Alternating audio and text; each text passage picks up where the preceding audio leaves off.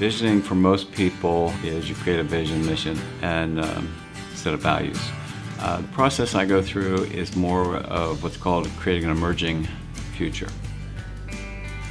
By the very nature of it, visioning then becomes immediate alignment. So the more people, the better. But in going through the process, what happens is we uncover the core values and beliefs first. Oftentimes the organization will say, well, these are our core values. But if it doesn't emerge from the core of who the people are, it's not really a core value. It's probably a personal value or an organizational value, and they simply don't hold the same weight. Visioning is a process. So it's not a vision statement per se. The visioning process goes through, the first process is what's our purpose, why do we exist? And then what are the core values that support that?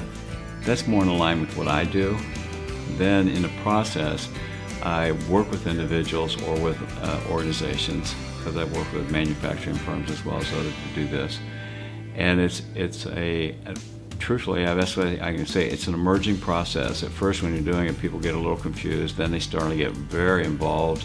And then we get down to the final part, which is then we do write a vision statement, a mission statement, and we do create what I call guiding principles. Now, the vision statement is a definition of why do we exist? Why is the world different because we exist? And that's a very high standard compared to most businesses. Most businesses says, well, we're going to produce something and we're going to make a lot of money. The problem with that is if that's the only part of the vision, it's very hard for the employees to lean against it. But to say, does it influence my day-to-day decisions is the critical piece. And so why is the world different because we exist, or what is our purpose, why do we exist, is a much higher standard, and I get to that place. The second place then that we go to is the mission statement, which is the what and the how. So what is a statement that succinctly says what and how are we going to accomplish this vision? And then the final step that leads us into that is what I call guiding principles. A goal is something we set out and we're going to accomplish, and most of the time, if I translate this over to business or even stay in education, it's a mark that says it's a metric that measures our success. That's a goal. What I'm proposing is an emerging future as a way of being. How do we want to function as an organization? If you really want to function well, everybody will be aligned and they will share the vision. They will share this picture of what the future is and why I come to work.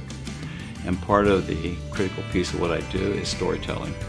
Everybody has a chance to talk about why they came here. So what's their greatest success or enjoyment? What's their greatest disappointment?